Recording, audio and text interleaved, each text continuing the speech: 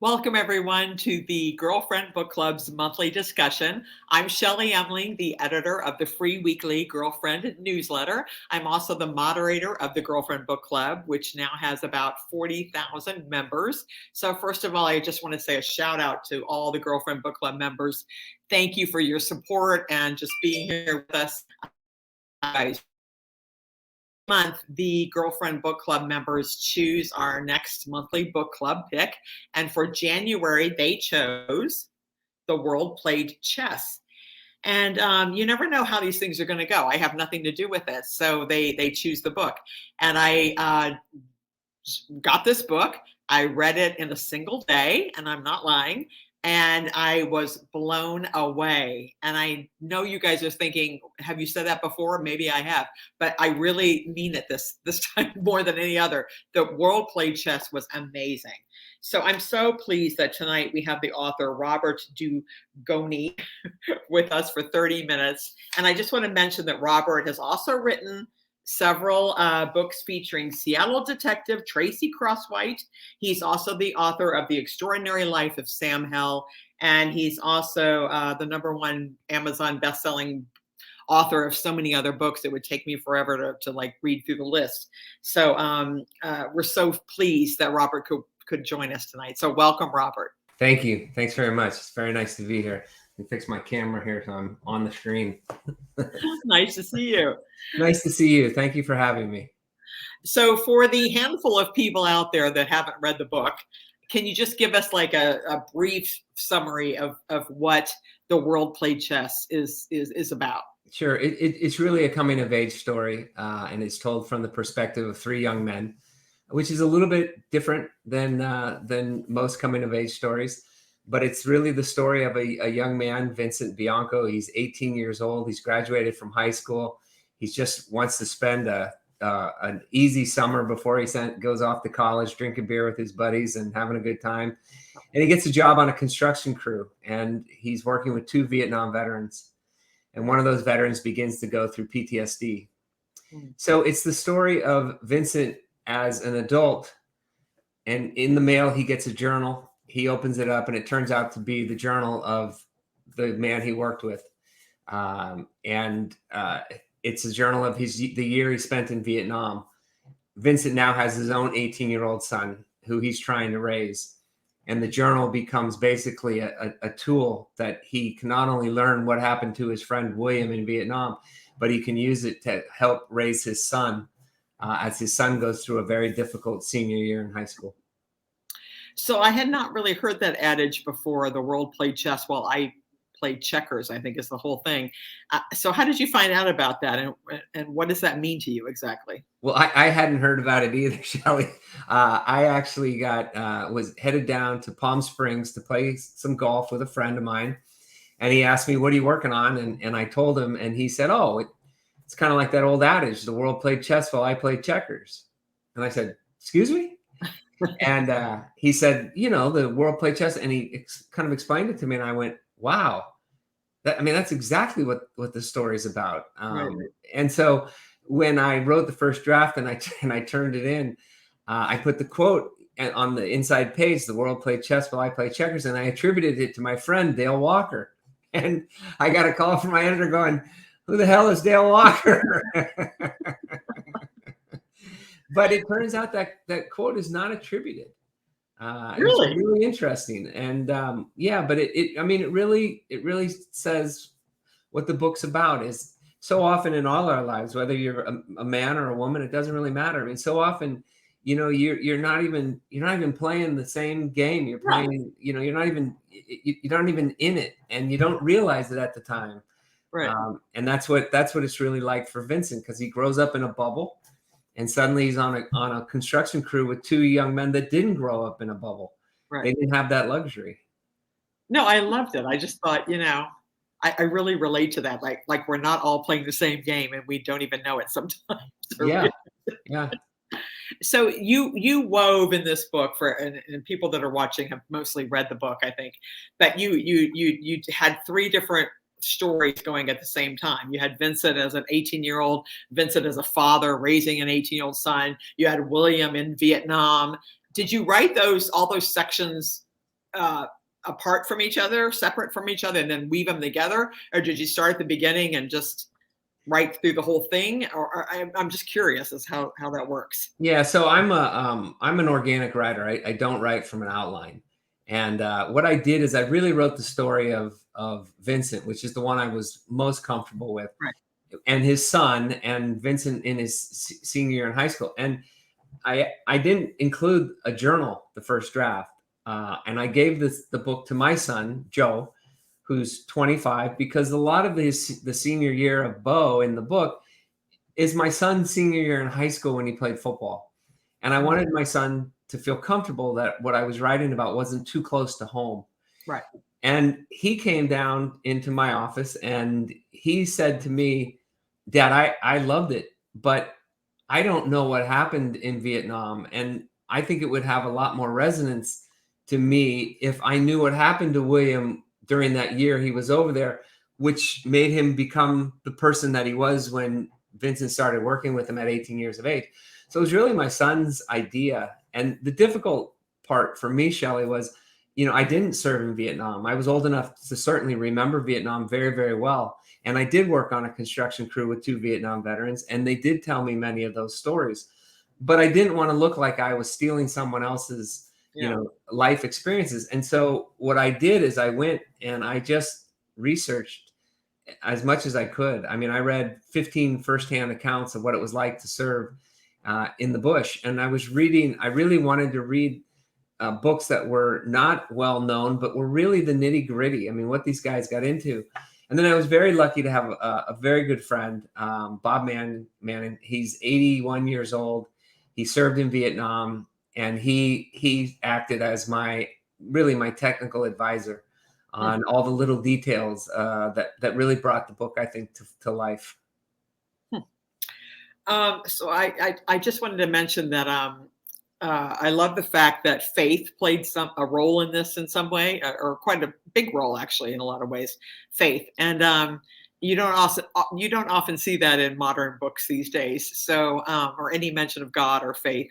Yeah. So was that something you intended to do from the beginning, or why was that important to you? One of the things that was true of the 2 gentlemen that I worked with, and you have to understand that I came from a very sheltered background. I mean, Burlingame, California was a bubble.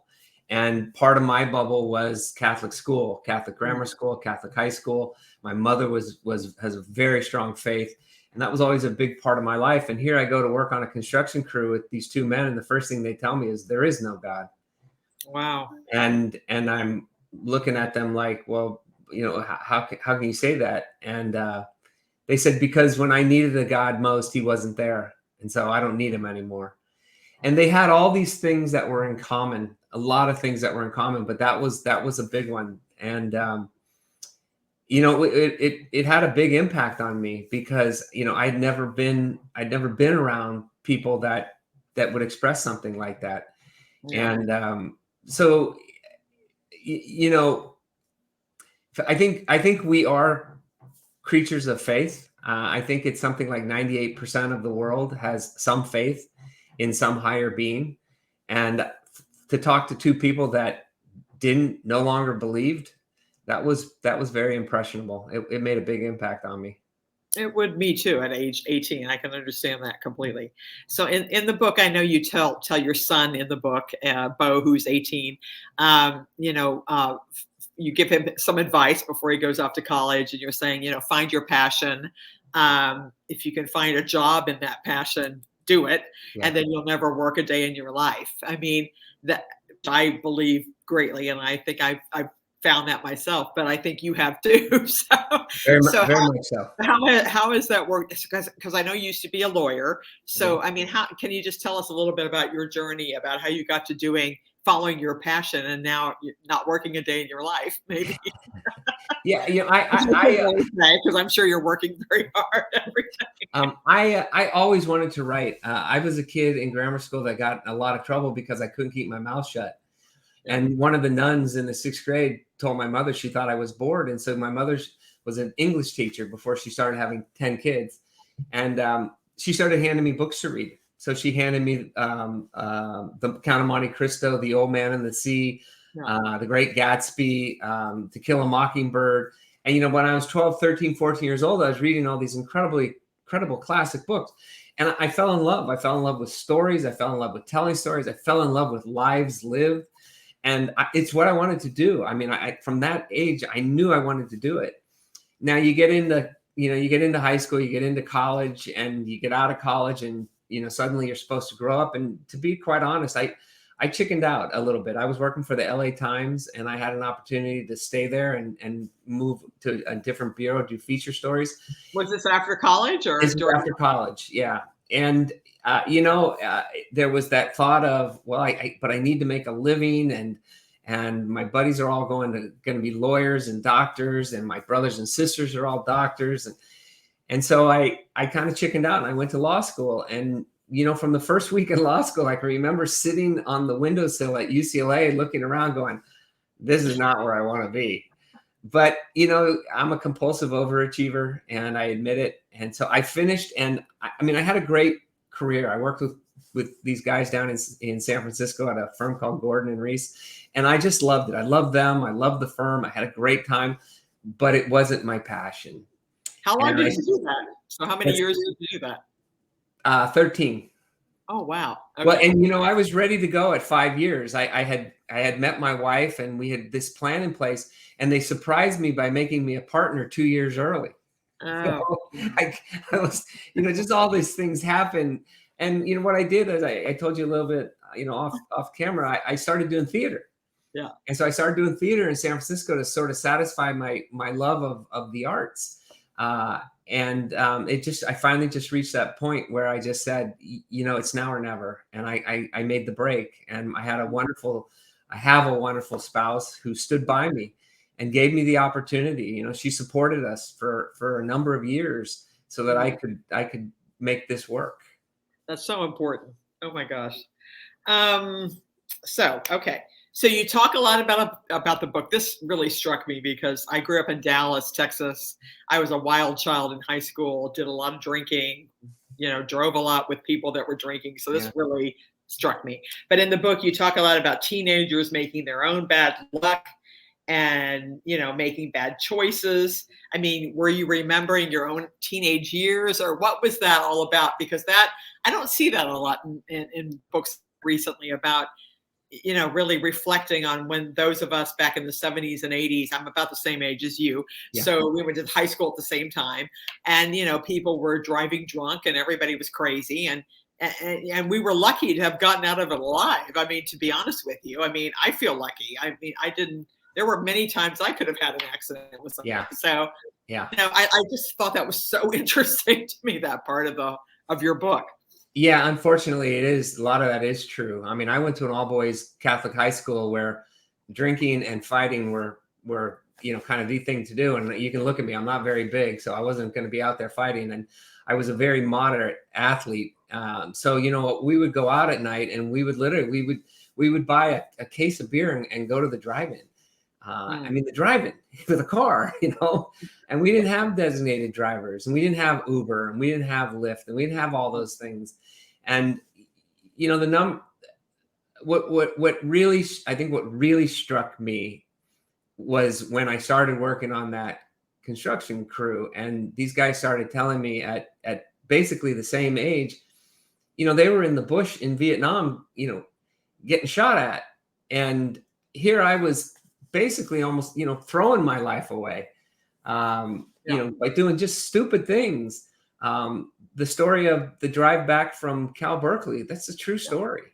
Yeah. And it's terrifying to me now. And as a parent, you Right. think about your kids, and that was the one thing I told my kids right from the start. I just said, I don't care where you are or what it costs. I don't care I'll pay for the cab, I'll pay for the Uber, I'll pay for the Lyft. I don't care. I'll pay for a hotel room. I don't care what it costs. Just don't drive drunk. And, to my knowledge, they never have. But I think kids are a lot smarter nowadays, or they have a greater ability to not do dumb things. So, I didn't even write this down, but so you actually remember all this stuff from high school and these memories even the summer with the two construction guys, I mean, from Vietnam. Yeah. You have an incredible memory. I can barely remember anything about high school these days. Maybe I was drunk through the whole high school. I don't know. But like it's incredible. You actually did you do a I did. diary or you actually remember all Well, this? I did actually in the book. Vincent pulls out a journal, and I did keep a journal, Okay. but I didn't write a lot of things in it. But the poem that's in there, Yeah. I wrote, and some of the other things, a lot of photographs and things like that. Um, and when you go to an all boys high school where everything is about a conquest, the sports is a conquest, the drinking is a Yeah. conquest, who did you go to the prom with? uh, when you get back together again, there's a lot of that reminiscing. Right. And so one of the first things I did was I emailed three of my best friends in high school, and I still consider them some of my best friends, even though we don't spend a lot of time together because I Right. live far away. And I said to them, can you help me remember some of the dumb, stupid things we did in high school? Yeah. And so a lot of this was they were spurring my recollection. Oh, do you remember when we did this? And do you remember when we did That's that? great. Yeah. And now they'll send me these photographs, and they'll tell me things like, that was the last time I ever hung out with these guys, because I realized I needed to get on. If I wanted to live, I needed to move on. Right. So it's been it's been a lot of fun to reconnect with my high school friends and to I kind of think talk that's through great. some of the stuff we did. Yeah. Yeah. So I read that when you wrote Extraordinary Life of Sam Hell, the first draft you wrote, I think in 5 weeks, I wrote 5 months, 5 weeks. 5 weeks. weeks. Yeah. And then I think the world played chess in 9 months, the first draft. I'm misread that somewhere. But I'm just curious as to your writing process. I mean, that must have been a first draft, those two, obviously, and then you rewrote them again. But what is it like for you? Do you get up at a certain time, and this is your job? It's my job. So do you make sure you're in the office like at 9 o'clock writing, or how does that work for you? Yeah, no, I really do treat it as a job, and one of the benefits of being a lawyer was you understand the concept of hard work. I mean, you understand the concept of putting in long hours and doing what you need to do, and deadlines, and meeting deadlines, and not taking advantage of your editors and everybody else by pushing them back because Right. you're not getting stuff done. So as I've gotten a little older, I don't get up as early as I used to, but I try to be at my desk. I try to get a workout in the morning because that kind of gets the endorphins flowing and going and everything. And I try to be at my desk by 7 o'clock, 7:30 in the morning, with a cup of tea, and I turn on movie scores. I love listening to movie scores when I'm writing. Oh, And that's I have a nice. friend that sends me these incredible movie scores.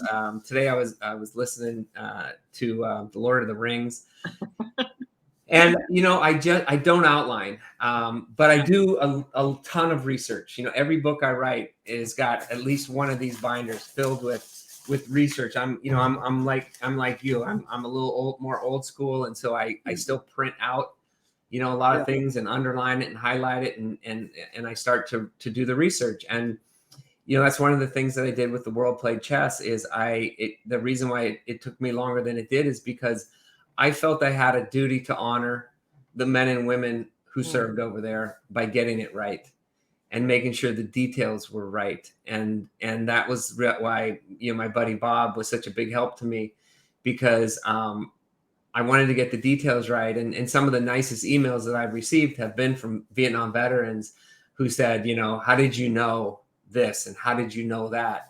But I felt I owed it to them. I didn't want to look like I was stealing somebody else's story. I wanted it to be a true reflection of what these men and women went through. And one of the nicest reviews I got was from the Vietnam Veterans Association, who said it's one of the truest accounts of life in Vietnam that's been written. And that all that credit goes to the people that helped me, and the books that I read, and all those things. But I do the research, and then I just sit down and I just go. And I have found that by not having a rigid outline, my characters are free to live, Yeah. if you will. And when I had difficult times and I was let go by a publisher and I had time on my hands, I read Stephen King's book on writing, and he talks about telepathy. He talks about sitting at your desk and touching the mind and the heart of someone you've never met and never will, living someplace you'll never visit, and somehow still being able to connect. Diana Gabaldon, who's a friend of mine, said much the same thing on a panel that I was on with her up in Surrey, British Columbia. And when you take all those things together, what you pull from them is you have to let your characters live. Yeah. You have to let them be as alive on the page as they are to the readers who are reading them. Otherwise, you won't accomplish that. So I really try to let my characters live and to dictate, how the story is going to progress. So you actually didn't know the ending to this book when you were starting it? No. In fact, in one of the early versions, when William is in Vietnam and he shoots into the rice field, he kills a woman.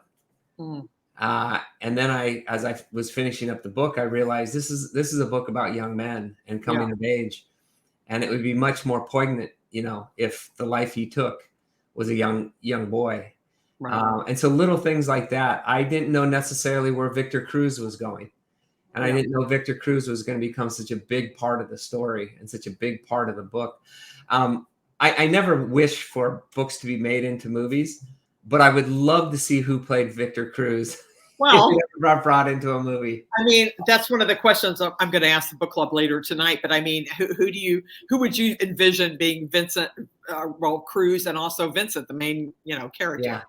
Because I think Cruz might be one of the best characters I've ever written. Yeah. I think he's so honest and so real. I know. I hate to give away like what happened, but that ending where he reveals what he said that's not really true. That was amazing. Absolutely amazing. It blew my mind. So in your author's note, I know you also wrote an offer for your budding writers out there.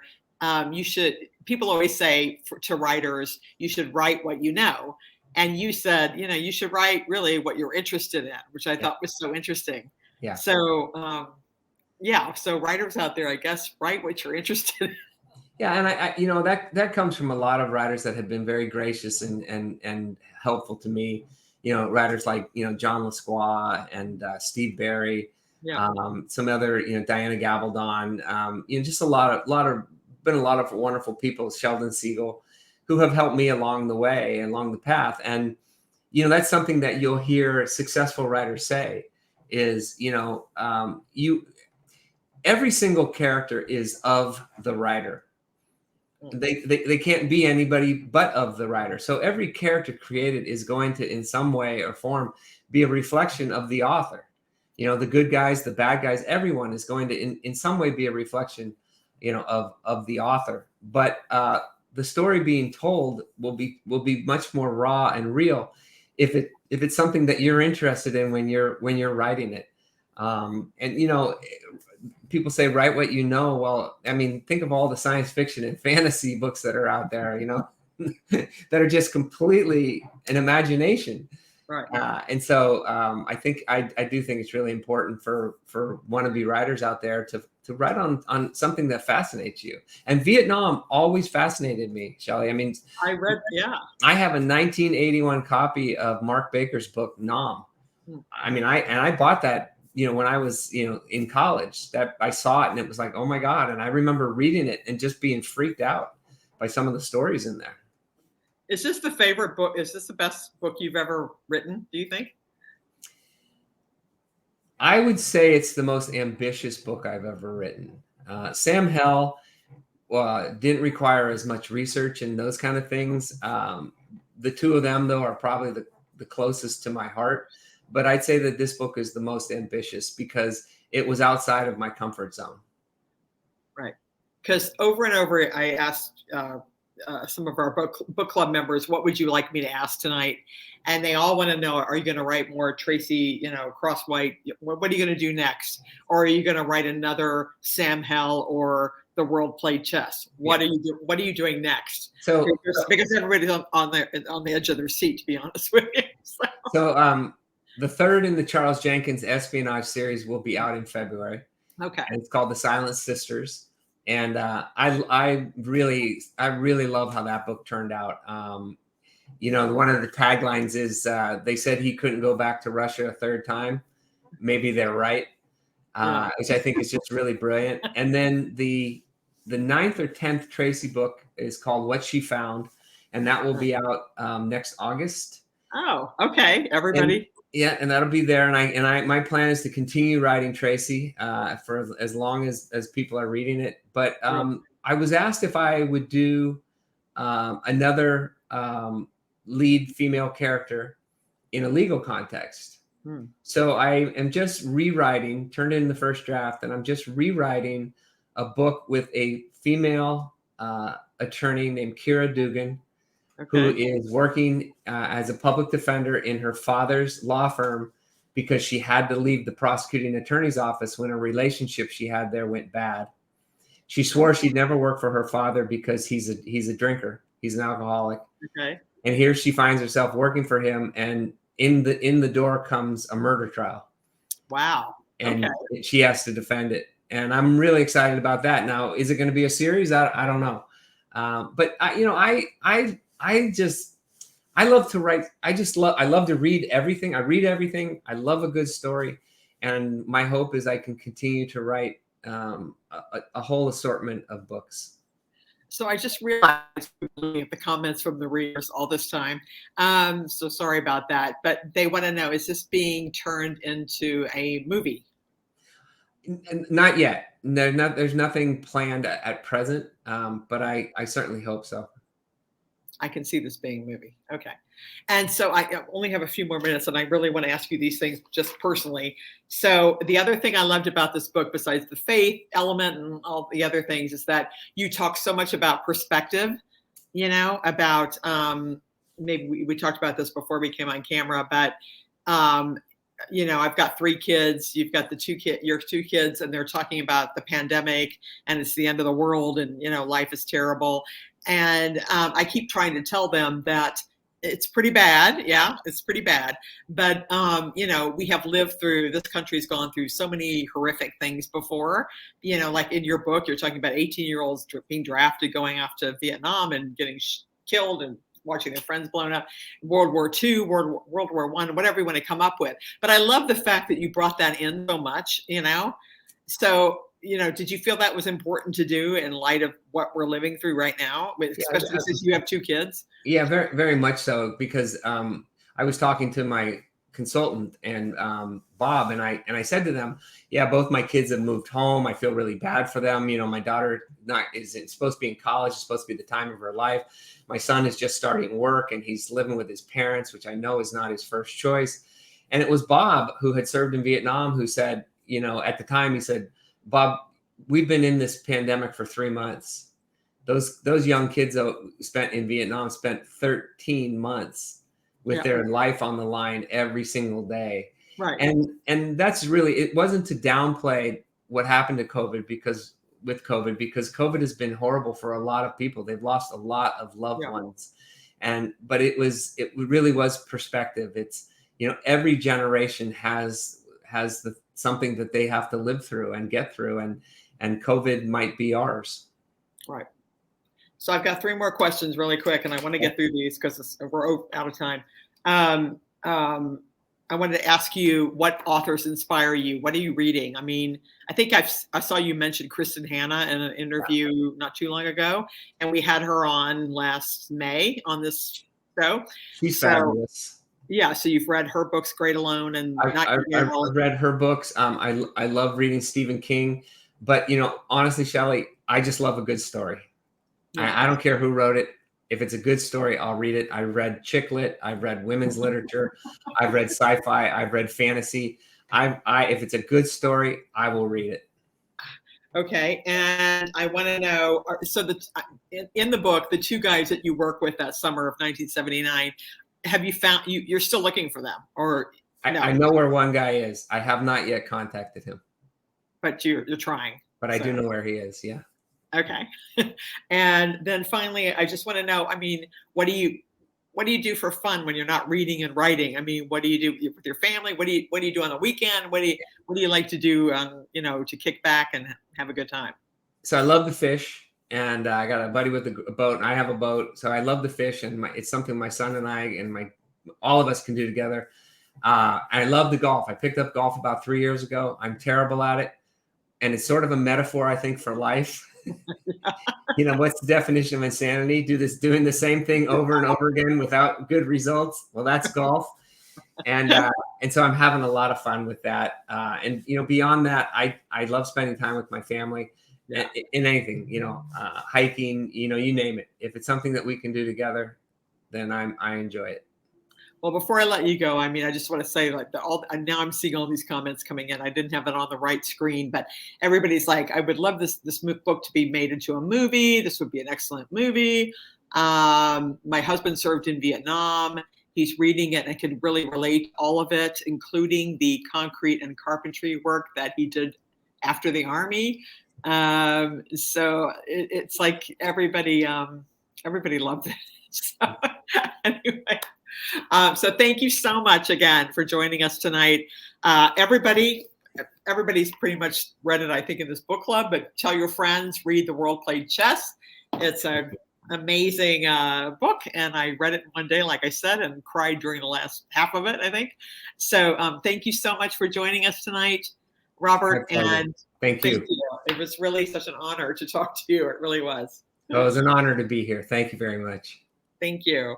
And for those of you in the Girlfriend Book Club, please stay on the Girlfriend Book Club page, because I'm going to be posting about 6 conversation starters about this book, so that you guys can talk to each other about what you liked about it, what you didn't like about it, whatever. So that'll be going on for the next 30 minutes. So I'll be posting those in just like 30 seconds. So thank you guys for watching tonight. And also, I'll be posting the next book giveaway on Thursday, on January 20th. So thank you guys for watching. Bye, everybody.